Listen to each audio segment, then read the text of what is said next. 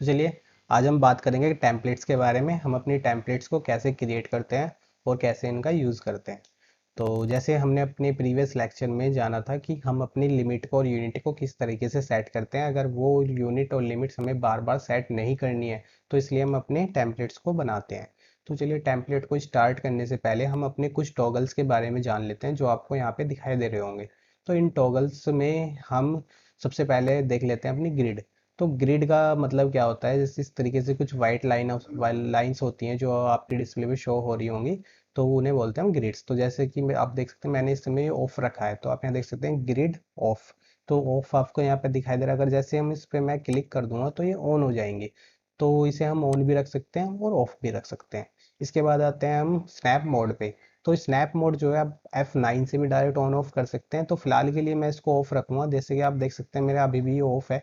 हम आगे किसी लेक्चर में जानेंगे कि हमें इसकी क्या ज़रूरत होती है, और इसको मैं आज इसलिए ऑफ कर रहा हूँ क्योंकि हमें टेम्पलेट्स में इसकी कोई नीड नहीं होगी। तो चलिए इसके बाद आता है हमारा डायनेमिक इनपुट। तो डायनेमिक इनपुट को आपको ऑन रखना है। तो डायनेमिक इनपुट करता क्या है, जैसे मान लीजिए मैंने यहाँ पे देखिए ऑन है।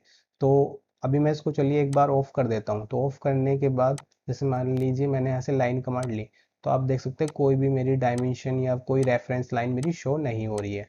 तो इसका मतलब मुझे ना तो मैं अपनी 0 डिग्री में कोई लाइन खींच सकता हूँ और ना ही मैं कि अपनी लाइन के साथ कोई एंगल बना सकता हूँ। तो जैसे कि आप देख रहे होगे, तो इस तरीके से मैं कोई एंगल अपना नहीं क्रिएट कर सकता। तो हमें एंगल देखने के लिए हमें क्या करना होगा, इस पे डायनेमिक इनपुट को ऑन करना होगा। तो जैसे आप डायनेमिक इनपुट को ऑन कर दोगे तो एक तो आपके पास जो ये कमांड एरिया होता है वो आपके कर्सर के पास ही शो होने लगेगा। जैसे आप देख पा रहे होगे 16, 19, ये क्या है, हमारे मीटर शो हो रहे हैं। तो हमें कितने मीटर की लाइन को खींचना है। तो चलिए मैं जैसे यहाँ पे कर लेता हूँ 18। तो जैसे मैंने 18 पे क्लिक किया तो देखिए मेरी 18 मीटर की यहाँ से लेके यहाँ तक एक लाइन शो हो चुकी है।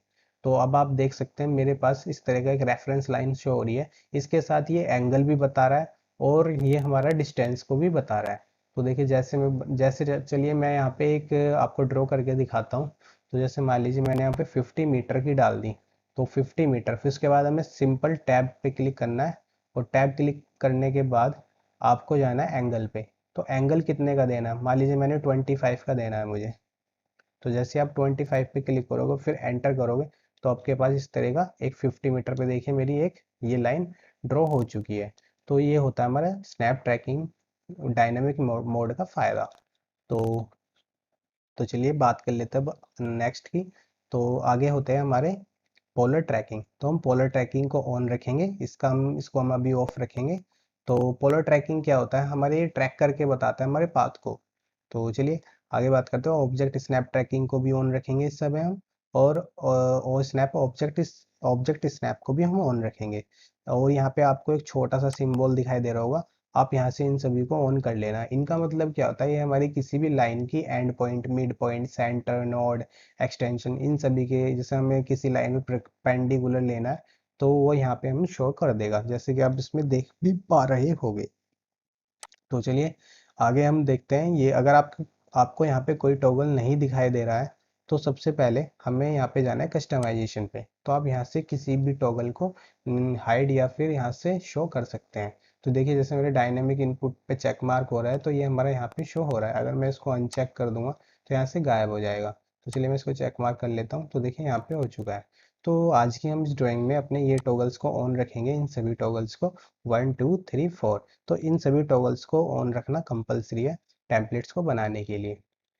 तो चलिए इसको हम बंद कर, इसको पहले हम डिलीट कर लेते हैं।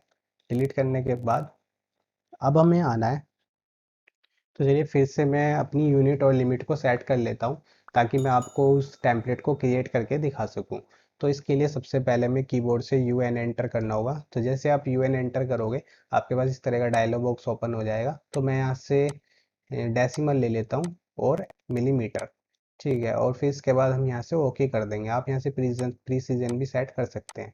तो चलिए अब हम सेट करते हैं अपनी लिमिट्स को। तो लिमिट्स को हमें सिंपली LIMITS टाइप करना है और एंटर प्रेस करना है। तो इसके बाद मैंने आपको बताया था लोअर लेफ्ट कॉर्नर सेट करना है कितने पे, 0,0 पे। तो 0 टैब, फिर से 0 और फिर एंटर। तो इसके बाद हमें अपर राइट कॉर्नर को सेट करना है।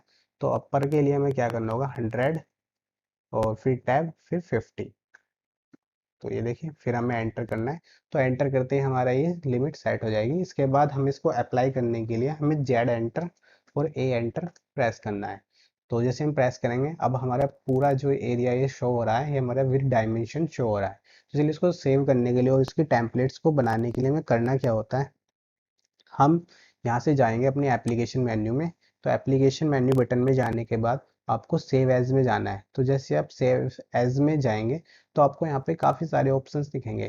तो ड्राइंग में भी सेव कर सकते हैं, जो जैसे हमने मान लीजिए यहाँ पे कुछ बनाया तो हम यहाँ से इस ड्राइंग को भी सेव कर लेते हैं। लेकिन हमें आज क्या करना है, टेम्पलेट क्रिएट करनी है। तो टेम्पलेट क्रिएट करने के लिए आपको इस पर क्लिक करना है। सिंपली क्लिक करने के बाद आपको डेस्कटॉप पे आना है। मान लीजिए जहाँ पे भी आपको सेव करना है आप वहाँ पे इसकी लोकेशन को सेट कर सकते हैं इस तरीके से, कहीं भी सी में, ई में, डी में, आपको जहाँ पे भी करना हो आप यहाँ पे कर सकते हैं।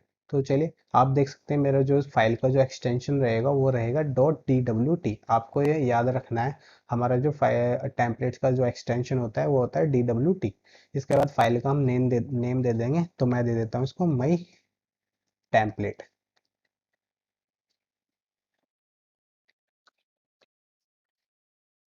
तो मैं इसको सेव कर लेता हूँ। तो देखिए जैसे ही मैंने सेव किया इसके बाद मुझे सिंपली ओके क्लिक करना है। तो ओके क्लिक करते ही आपके पास इस तरह का एक डेस्कटॉप पे आ जाएगा आइकन।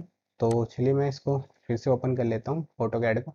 और चलिए मैं मान लीजिए मुझे ये दोबारा से यूज़ करना है। तो मुझे क्या करना होगा, चलिए मैं इस टैब को भी बंद कर देता हूँ।